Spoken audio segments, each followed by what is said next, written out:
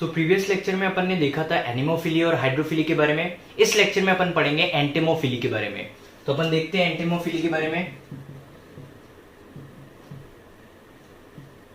Generally जब अपन बात करते हैं एंटेमोफिली के बारे में तो ये एक ऐसा पॉलिनेशन होता है जिसमें पॉलिनेटिंग एजेंट्स इंसेक्ट होते हैं। तो सबसे पहला पॉइंट अपन लिख सकते हैं, पॉलिनेशन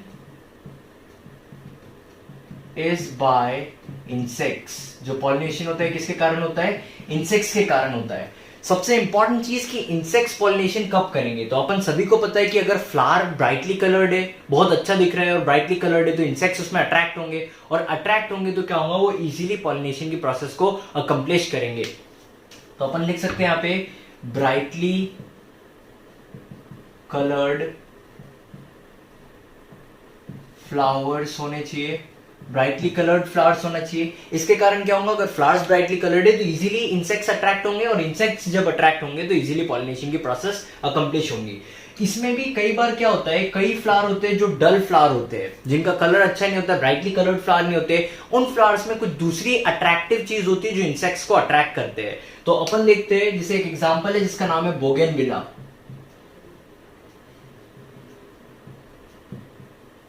तो बोगनविला में जो फ्लावर होता है ये एक डल फ्लावर होता है, बट इसके जो ब्रैक्ट्स होते हैं ये हाईली कलरफुल होते हैं या फिर ब्राइटली कलरफुल होते हैं। देखते हैं इसके बारे में।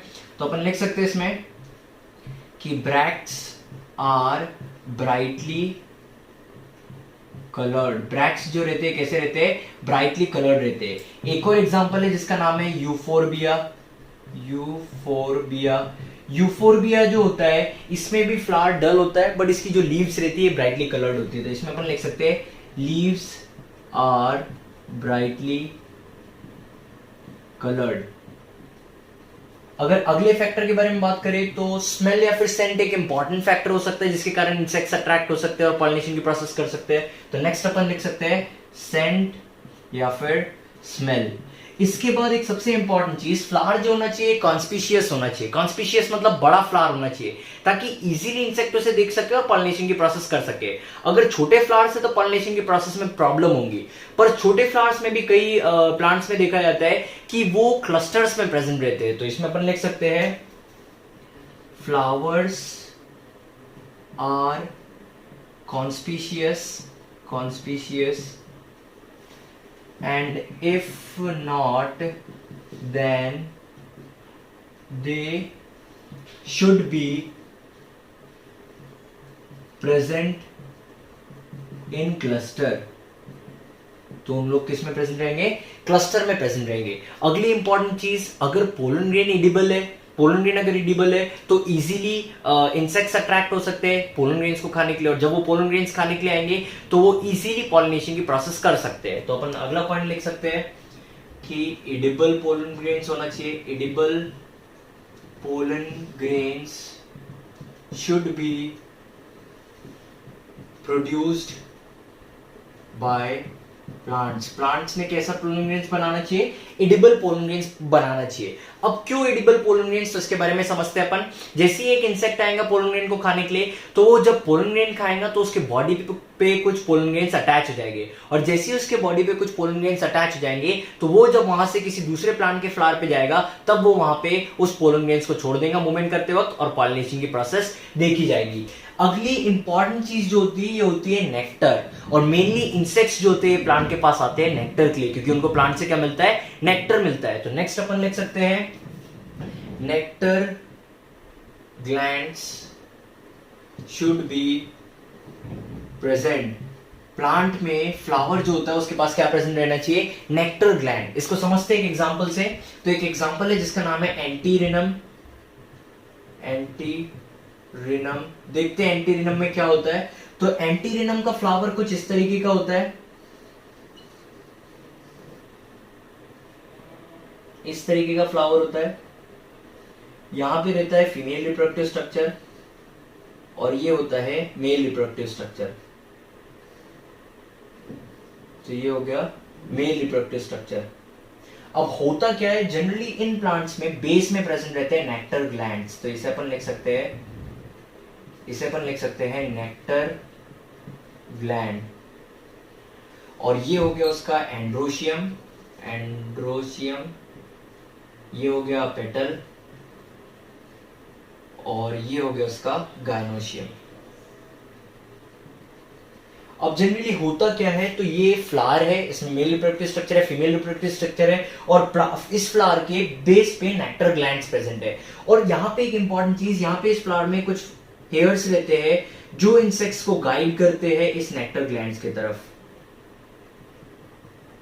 तो अपन लिख सकते हैं हेयर्स, ये क्या करते हैं, तो ये गाइड करते हैं कहां तक के, नेक्टर ग्लैंड्स तक के। अब इनिशियली होता क्या है, तो यहाँ पे एक इंसेक्ट आएगा, इंसेक्ट इन हेयर्स के थ्रू गाइड होते हुए कहां पे जाएगा, नेक्टर ग्लैंड्स तक के पहुंचेगा। जैसे ही वो नेक्टर ग्लैंड तक के पहुंचता है तो रास्ते में, बीच रास्ते में वहां पे एंथर्स प्रेजेंट रहते हैं, और वो एंथर जैसे वो वहां से पास होता है तो वो एंथर पोलन ग्रेन्स वहां से रिलीज करते हैं और वो पोलन ग्रेन उस इंसेक्ट के बॉडी पे अटैच हो जाते हैं। अब होता क्या है, जैसे यहाँ पे इंसेक्ट नेक्टर ले लेगा, नेक्टर लेने के बाद यहाँ से जब वापस जाएगा तो अब उसके बॉडी पे पोलन ग्रेन्स अटैच्ड है, और जैसे ही वो किसी दूसरे प्लांट में, दूसरे फ्लावर के पास जाएगा तो वहां पे वो पॉलिनेशन की प्रोसेस को अकम्प्लिश करेगा।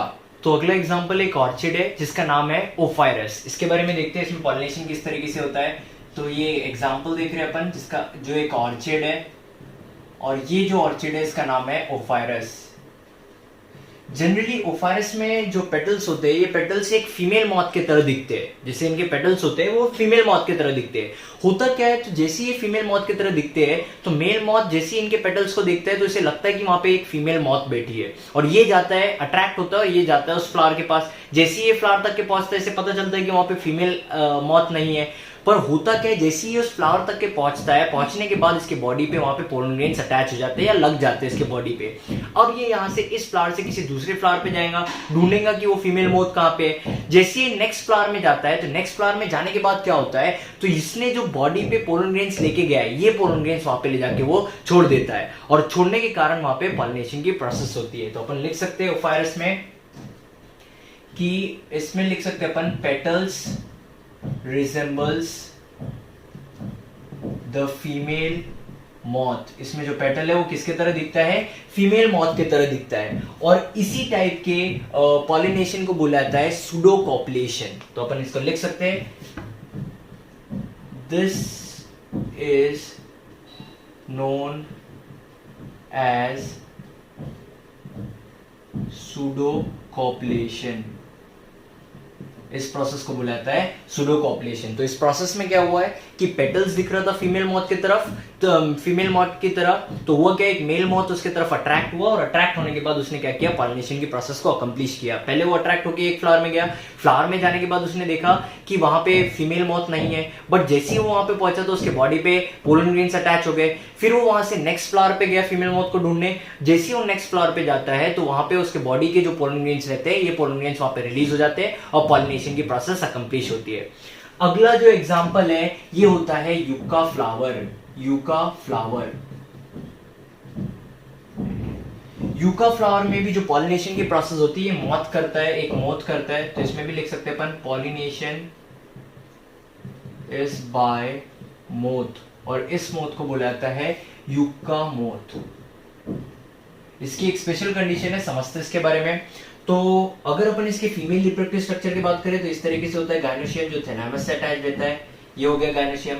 अगर इसके एक एनलार्ज व्यू के बारे में अपन बात करें तो ये ऐसा होगा इसका एनलार्ज व्यू, और नीचे की तरफ होगा यहाँ पे थैलेमस। तो अब जनरली होता क्या है इसमें देखते हैं अपन। तो ये जो यूका मोथ है, ये सबसे पहले क्या करते हैं, तो ये जो ओवरी दिख रही है, इस ओवरी में ये लोग ड्रिलिंग की प्रोसेस करते हैं, और ड्रिल करने के बाद ये लोग उस ओवरी के अंदर एग्स ले कर देते हैं। तो ये इन लोगों ने क्या किया, इस ओवरी में ड्रिल किया, ड्रिल करने के बाद ये लोग क्या करते हैं, ओवरी के एकदम सेंटर में यहाँ पे एग्स ले कर देते हैं। तो अपन इसे कह सकते हैं एग्स ऑफ मोथ, ये होते हैं एग मोथ के। तो सबसे पहले क्या हुआ, यहाँ पे जो मोथ होते हैं, यूका मोथ, ये आते हैं, आने के बाद इस ओवरी में ड्रिलिंग की प्रोसेस करते हैं, गड्ढा करते हैं, और ड्रिलिंग करने के बाद यहाँ पे ये जो सेंटर वाली जगह होती है, यहाँ पे एग्स रिलीज कर देते हैं। अब होता क्या है पर्टिकुलरली, तो एग रिलीज करने के बाद अब बात आती है कि ये एग्स सेफ रहने चाहिए। तो ये एग्स को सेफ रखने के लिए ये लोग ये जो ड्रिल किया था इसको वापस कवर कर देते हैं, और यहाँ पे कवर करने के लिए ये लोग जो चीज यूज करते हैं ये होता है इसी फ्लावर का पोलन ग्रेन। ये जो कवर करने के लिए यहाँ पे चीज यूज कर रहे हैं ये होता है पोलन ग्रेन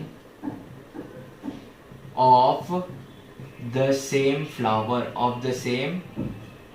फ्लावर। तो इसी फ्लावर का क्या होता है पोलन ग्रेन, और इस पोलन ग्रेन से लोग क्या कर देते हैं, इसको कवर कर देते हैं। क्यों कवर कर देते हैं? ताकि इनका जो एग्स है अंदर उस ओवरी के वो सेफ रहना चाहिए। अब देखो यहाँ पे पॉलिनेशन किस तरीके से होता है तो इसको समझते हैं अपन। अपने को पता है कि यहाँ पे इस स्ट्रक्चर के अंदर ओव्यूल प्रेजेंट रहता है, ये हो गया ओव्यूल।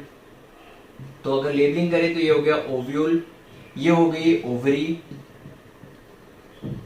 और ये हो गया थैलेमस।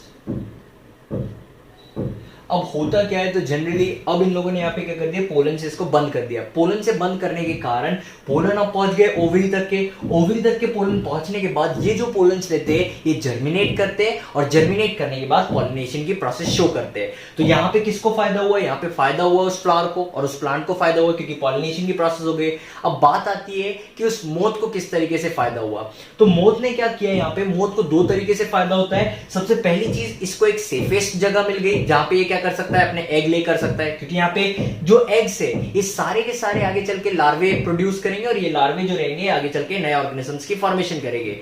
और दूसरी अपन सबसे इंपॉर्टेंट चीज बोल सकते हैं कि जब ये एग्स प्रोड्यूस हैच करते हैं और उसमें से लार्वे निकलते हैं, तो वो जो लार्वे रहते हैं वो इसी ओवरी से नरिशमेंट लेते हैं, और नरिशमेंट लेने के बाद एक आगे चल के एक नए यूका मोथ की फॉर्मेशन करते हैं। तो इस तरीके से पॉलिनेशन देखा जाता है यूका फ्लावर में। इस कंडीशन को म्यूचुअलिज्म भी बोला जाता है। क्यों म्यूचुअलिज्म बोला जाता है? देखो म्यूचुअलिज्म का मतलब क्या होता है, तो म्यूचुअलिज्म का मतलब होता है कि जो दो ऑर्गेनिज्म एसोसिएट होते हैं ये दोनों ऑर्गेनिज्म को बेनिफिट होता है। अब यहाँ दोनों ऑर्गेनिज्म को फायदा हो रहा है। प्लांट को किस तरीके का फायदा हो रहा है कि उसमें पॉलिनेशन की प्रोसेस हो जा रही है, और उस इंसेक्ट को क्या फायदा हो रहा है, उस यूका मोथ को क्या फायदा हो रहा है, उसको फायदा ये हो रहा है कि उसको बहुत सेफ प्लेस मिल रही है जहां पे वो अपना एग ले कर सकता है। पहला फायदा। दूसरा फायदा ये कि जो लार्वे से निकलेंगे ये लार्वे आगे चल के क्या करते हैं, तो ये इसी ओवरी से नरिशमेंट भी ले लेते हैं। तो इंसेक्ट को भी फायदा है, यहाँ पे किसको भी फायदा है, प्लांट को भी फायदा है। इसीलिए इस कंडीशन को म्यूचुअलिज्म बोला जाता है। एक सबसे इंपॉर्टेंट चीज, अगर यूका मोथ नहीं होते हैं तो इस प्लांट में कभी भी पॉलिनेशन नहीं देखा जाता है। तो इस कंडीशन में यूका फ्लावर जो होता है इसके लिए क्या होना जरूरी है, यूका मोथ होना जरूरी है। अगर यूका मोथ है तभी जाके क्या रहेंगे, यूका फ्लावर्स रहेंगे, क्योंकि पॉलिनेशन की प्रोसेस हो पाएंगी, और जब पॉलिनेशन होंगी तब जाके वहां पे फर्टिलाइजेशन की प्रोसेस हो पाएंगी। तो यूका फ्लावर में ये इस तरीके से फर्टिलाइजेशन की प्रोसेस देखी जाती है। तो नेक्स्ट एग्जांपल है फिग। देखते हैं अपन फिग में किस तरीके से पॉलिनेशन होता है। तो जो अगला एग्जांपल है ये है फिग। सबसे इंपॉर्टेंट चीज, फिग में जो इन्फ्लोरेसेंस होता है ये इन्फ्लोरेसेंस हाइपेंथोडियम टाइप का होता है, हाइपेंथोडियम। तो अब अपन देखते हैं कि हाइपेंथोडियम इन्फ्लोरेसेंस कैसा होता है। उससे पहले अगर अपन बात करें फिग की, तो फिग में जो पॉलिनेटिंग एजेंट्स होते हैं ये वेस्प होते हैं। तो इसमें अपन लिख सकते हैं पॉलिनेटिंग एजेंट जो होते हैं इसमें ये होते हैं वेस्प। तो देखते हैं अपन इसमें किस तरीके का हाइपेंथोडियम इन्फ्लोरेसेंस होता है। तो इन्फ्लोरेसेंस की अगर अपन बात करें तो कुछ इस तरीके का स्ट्रक्चर होता है।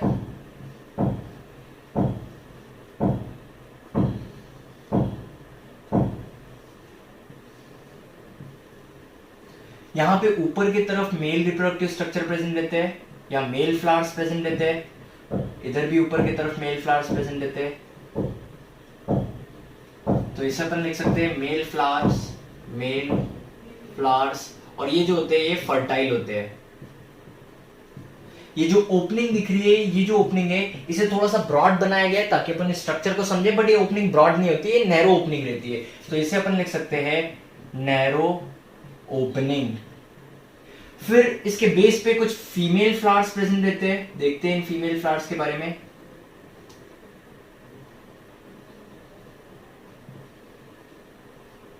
तो ये इसके फीमेल फ्लावर्स प्रेजेंट है, इसे अपन लिख सकते हैं फीमेल फ्लावर्स। और ये जो फीमेल फ्लावर्स रहते हैं ये भी फर्टाइल होते हैं।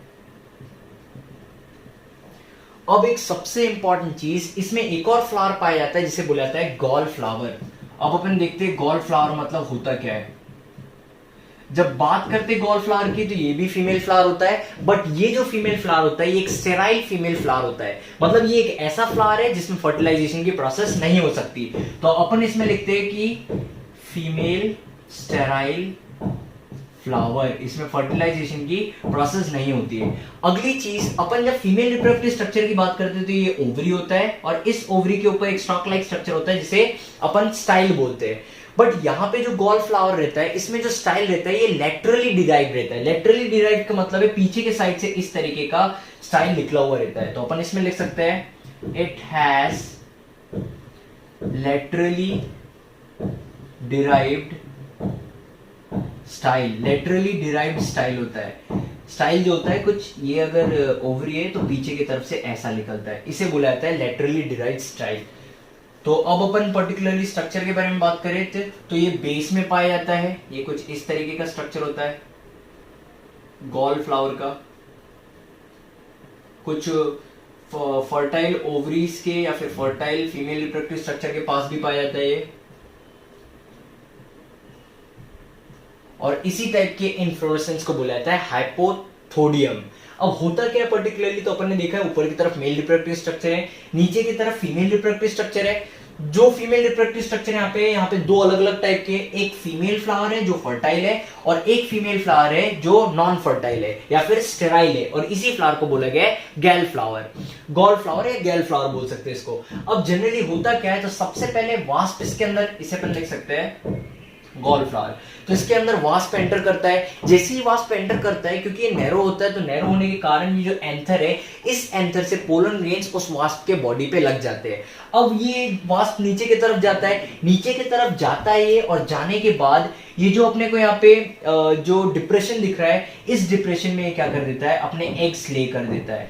तो अपन लिख सकते हैं ये जो एग्स है इसे लिख सकते हैं एग्स ऑफ वास्प। यहाँ पे अपने एग्स ले कर देता है और ये एक्स को ले करने के बाद यहां से वापस चले आता है। तो जैसे ही ये यहाँ पे आया, इसने एक्स ले कर दिया, इस डिप्रेशन में एक्स ले कर दिया, और यहां से जब ये वापस जाता है तो वापस जाते वक्त भी क्या होता है, इस एंथर से पोलन ग्रेन्स इसके बॉडी पे अटैच हो जाते हैं। अब ये बाहर की तरफ चले गए, तो ये जैसे ही नेक्स्ट फ्लावर के पास जाएगा, अगले फ्लावर के पास जाएगा, तो फ्लावर के अंदर जब ये एंटर करेगा, तो जैसे ही एंटर करेगा तो इसके विंग्स जो है ये एंथर से टकराएंगे, और टकराने के कारण वो जो पोलन ग्रेन्स इसके बॉडी पे पहले से लगे हुए थे वो डस्ट होंगे इस स्टिग्मा के ऊपर। और जैसे ही स्टिग्मा के ऊपर, फर्टाइल फ्लावर्स के ऊपर स्टिग्मा पे जैसे ही पोलन ग्रेन गिरेंगे तो यहाँ पे पॉलिनेशन की प्रोसेस देखी जाएंगी, और इस तरीके से फिग फ्लावर में पॉलिनेशन की प्रोसेस देखी जाती है।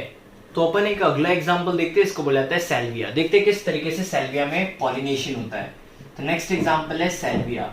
सैल्विया में जनरली जो फ्लावर होता है ये कुछ इस तरीके का होता है, ऐसा फ्लावर होता है। ये उसका फीमेल रिप्रोडक्टिव स्ट्रक्चर है। और अगर अपन इसके मेल रिप्रोडक्टिव स्ट्रक्चर के बारे में बात करें तो इसका मेल रिप्रोडक्टिव स्ट्रक्चर थोड़ा सा डिफरेंट होता है और स्पेशल टाइप का होता है। उससे पहले अगर अपन बात करें तो जनरली अपन ने पढ़ा था कि जो एंथर्स में जो एंथर होते हैं एंजियोस्पर्म्स के, ये कैसे एंथर होते हैं, ये बाइलोब्ड एंथर होते हैं। बाइलोब्ड एंथर क्यों बोला जाता है इन्हें, बाइलोब्ड एंथर, इन्हें बाइलोब्ड एंथर इसीलिए बुलाते हैं क्योंकि इसमें क्या प्रेजेंट रहते हैं, दो लोब्स प्रेजेंट रहते हैं। ये हो गया पहला लोब और ये हो गया दूसरा लोब। अपने को पता है ये दोनों लोब जो होते हैं ये आपस में कुछ स्टेराइल टिश्यू से कनेक्टेड रहते हैं और इन्हीं स्टेराइल टिश्यू को बुलाया जाता है कनेक्टिव।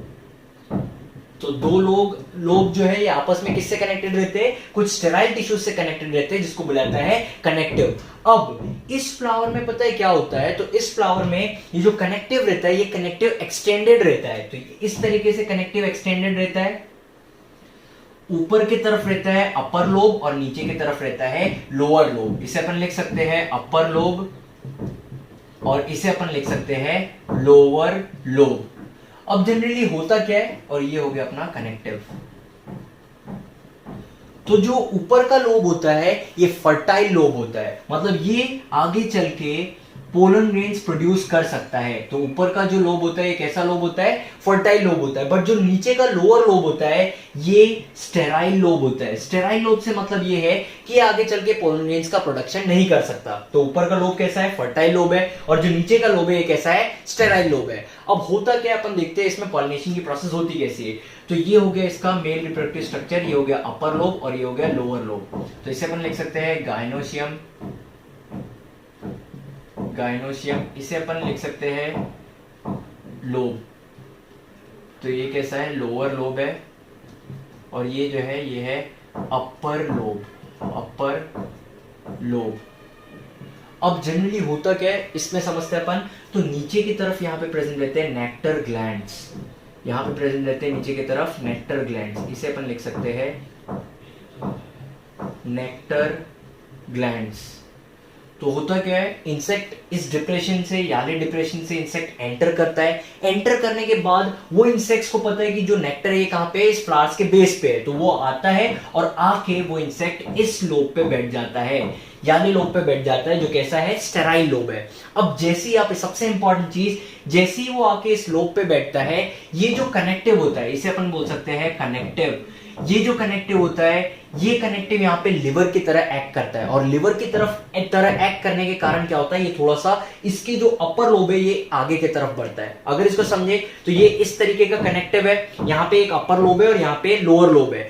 वो जो इंसेक्ट था वो आके बैठा कहां पे, यहाँ पे आके बैठा। जैसे ही वो आके बैठा तो ये जो कनेक्टिव है ये यहाँ पे लिवर की तरह एक्ट करता है, और वो जो अपर लोब है ये आगे की तरफ ऐसा आता है। तो ये जो अपर लोब है अपन लिख सकते हैं यहाँ पे, ये अपर लोब जो है ये आगे की तरफ आया, और अपर लोब जब आगे की तरफ आया तो ये पोलन ग्रेन रिलीज कर देता है इस इंसेक्ट के बॉडी पे।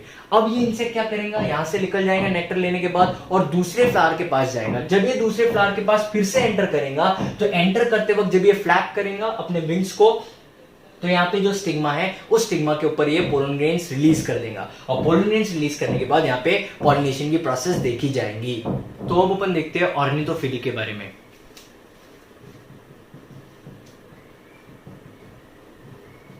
जब अपन ऑर्निथोफिली के बारे में बात करते हैं तो यहाँ पे जो पॉलिनेटिंग एजेंट होते हैं ये होते हैं बर्ड्स। तो अपन लिख सकते हैं इसमें पॉलिनेशन इज बाय बर्ड्स। जो पॉलिनेशन होता है किसके कारण होता है, बर्ड्स के कारण होता है। अब यहाँ पे सबसे इंपॉर्टेंट होता है फ्लावर का शेप, किस तरीके का फ्लावर का शेप है। क्यों, क्योंकि अपन देखते हैं इसके बारे में, तो फ्लावर शेप यहाँ पे इंपॉर्टेंट होता है। देखते हैं क्यों, अगर मान लो फ्लावर फनल शेप है, जैसे फनल शेप है तो ऐसा खुला हुआ रहेगा, इजीली बर्ड उसके अंदर अपनी बीक को डाल सकता है, और बीक डालने के बाद वहां से पोलन ग्रेन्स ले सकता है, या फिर जो उसे चाहिए वो ले सकता है, जैसे नेक्टर ले सकता है। तो अगर अपन स्ट्रक्चरली बात करें तो फ्लावर, अगर ये फनल शेप फ्लावर है तो ये उसका फीमेल रिप्रोडक्टिव स्ट्रक्चर है, और ये जो है ये क्या है, मेल रिप्रोडक्टिव स्ट्रक्चर है। और जनरली इन फ्लावर्स में नीचे की तरफ प्रेजेंट रहते हैं नेक्टर ग्लैंड। तो अपन यहां पे बना सकते हैं नीचे की तरफ, ये है नेक्टर ग्लैंड, नेक्टर ग्लैंड्स। ये है पेटल, ये है स्टेमन, और ये है पिस्टिल। अब जनरली होता क्या है, तो बर्ड इस फनल शेप फ्लावर के अंदर अपना बीक डालती है। बीक डालने के बाद वो क्या करती है, सबसे नीचे की तरफ जाती है ताकि वो क्या कलेक्ट कर सके, नेक्टर कलेक्ट कर सके नेक्टर ग्लैंड से। तो ये है बीक, ये जो अपन ने बनाया ये है बीक ऑफ बर्ड। अपन लिख सकते हैं ये बीक ऑफ बर्ड। तो ये बीक क्या करेंगे, बर्ड की जो बीक रहेंगे फ्लावर के एकदम बेस पे जाएंगे, और बेस पे जाने के बाद नेक्टर ग्लैंड से नेक्टर कलेक्ट करेंगे। अब जैसे ये नेक्टर कलेक्ट करते वक्त जो मेल रिप्रोडक्टिव स्ट्रक्चर रहते हैं, ये male reproductive structure pollen release कर देते हैं, और ये जो पोलन ग्रेन से ये इनके बीक से अटैच हो जाते हैं। तो यहाँ पे अपन देख सकते हैं कि इनके बीक से क्या अटैच हो चुके हैं, अब पोलन ग्रेन्स अटैच हो चुके हैं। तो इसे अपन लिख सकते हैं पोलन ग्रेन्स। तो अब क्या होगा, सबसे पहले क्या होगा, इस फ्लावर में सबसे पहले एक बर्ड आएगी। बर्ड आने के बाद क्या होगा, वो अपनी बीक डालेंगी ताकि वो नेक्टर कलेक्ट कर सके नेक्टर ग्लैंड से। जैसे ही वो नेक्टर कलेक्ट करेंगी तो एंथर से क्या होगा, पोलन ग्रेन्स रिलीज होगा, और वो पोलन ग्रेन कहां पे चल जाएगा, उस बर्ड के बीक में। बर्ड के बीक में जाने के बाद क्या होगा, तो वो बर्ड वहां से लिख लेंगी। अब वो बर्ड किसी दूसरे फ्लावर में जाएगी, और जब वो दूसरे फ्लावर में जाएंगी तो जैसे ही वो अपना बीक अंदर डालेंगी तो यहां से ये जो पोलन ग्रेन है ये पोलन ग्रेन रिलीज होगा, और ये जाके लैंड करेगा स्टिग्मा पे, और यहाँ पे देखा जाएगा पॉलिनेशन। तो अगर अपन यहाँ पे बात करें कुछ इंपॉर्टेंट फैक्टर्स की, तो यहाँ पे कलर्ड फ्लावर्स होना जरूरी है, कलर्ड होना चाहिए, ब्राइटली कलर्ड लिखना चाहिए अपने को, ब्राइटली कलर्ड फ्लावर्स होते हैं इसमें। एक और इंपॉर्टेंट चीज कि यहाँ पे जो फ्लावर्स होते हैं इसमें क्या होना जरूरी है, नेक्टर ग्लैंड्स होना जरूरी है। तो अपन लिख सकते हैं nectar glands should be present in the flower. और इवन कई बार ऐसा देखा जाता है, कई फ्लावर्स में एडिबल पोलन्स भी होते हैं, तब जाके बर्ड्स आते हैं और उस पोलन को लेते हैं और पॉलिनेशन की प्रोसेस अकम्प्लिश करते हैं। तो अपन लिख सकते हैं एडिबल पोलन्स भी इसमें पाए जाते हैं। तो अपन ने यहाँ पे देखा ऑर्निथोफिली के बारे में, और अब अपन देखते हैं कैरेप्टेरोफिली के बारे में। जनरली जब अपन कैरेप्टेरोफिली के बारे में बात करते हैं तो यहाँ पे जो पॉलिनेटिंग एजेंट होता है, pollination is by bats, bats के थ्रू पॉलिनेशन होता है। अब अगर अपन बैट्स के बारे में बात करें तो बैट्स जो होते हैं ये नॉक्टर्नल एनिमल्स होते हैं। नॉक्टर्नल एनिमल्स का मतलब होता है ऐसे एनिमल्स जो हाईली एक्टिव रहते हैं रात के टाइम पे। तो बैट्स जो होते हैं नॉक्टर्नल एनिमल होते हैं। अब क्योंकि ये लोग एक्टिव होते हैं नाइट के टाइम में, तो यहाँ पे नेसेसरी होता है जो फ्लावर होना चाहिए कैसा होना चाहिए, नाइट ब्लूमिंग फ्लावर होना चाहिए। तो नेक्स्ट पॉइंट अपन लिख सकते हैं नाइट ब्लूमिंग फ्लावर होना बहुत जरूरी है, नाइट ब्लूमिंग फ्लावर्स, ताकि इजीली बैट्स क्या कर सके, पॉलिनेशन की प्रोसेस को कंप्लीट कर सके। इसमें एक और चीज अपन ऐड कर सकते हैं कि जो फ्लावर होता है ये बड़े साइज का होता है। क्यों बड़े साइज का होता है? क्योंकि बैट्स जो होते हैं जाके उस स्ट्रक्चर से उल्टे लटक जाते हैं। लटकने के कारण क्या होता है, अगर फ्लावर का साइज कम है तो क्या होगा, वो उतना वेट सपोर्ट नहीं कर पाएगा बैट का। तो अगर फ्लावर का साइज ज्यादा है तो वो बैट के वेट को कंट्रोल कर सकेगा और यहाँ पे इजीली पॉलिनेशन की प्रोसेस अकम्प्लिश कर सकता है। तो अपन लिख सकते हैं large size and shape of flower. अगला अपन इंपॉर्टेंट पॉइंट लिख सकते हैं कि यहाँ पे जो फ्लावर्स होते हैं ये एडिबल पोलन ग्रेन्स प्रोड्यूस करते हैं ताकि ये बैट्स को अट्रैक्ट कर सके। तो अगला पॉइंट लिख सकते हैं एडिबल पोलन ग्रेन्स। इन फ्लावर्स में से कुछ फ्लावर्स में से स्मेल्स भी आती है, सेंट आती है, और ये जो सेंट होती है एक रोटन फ्रूट की सेंट आती है, तभी जाके बैट्स इसमें अट्रैक्ट होते हैं। तो अपन यहाँ पे लिख सकते हैं सेंट के बारे में, सेंट या स्मेल के बारे में अपन लिखे तो इसमें से जो सेंट आती है ये रोटन फ्रूट्स की आती है। तो इस तरीके से बैट्स पॉलिनेशन की प्रोसेस को अकम्प्लिश करते हैं। तो नेक्स्ट लेक्चर में अब अपन फर्टिलाइजेशन के बारे में पढ़ेंगे।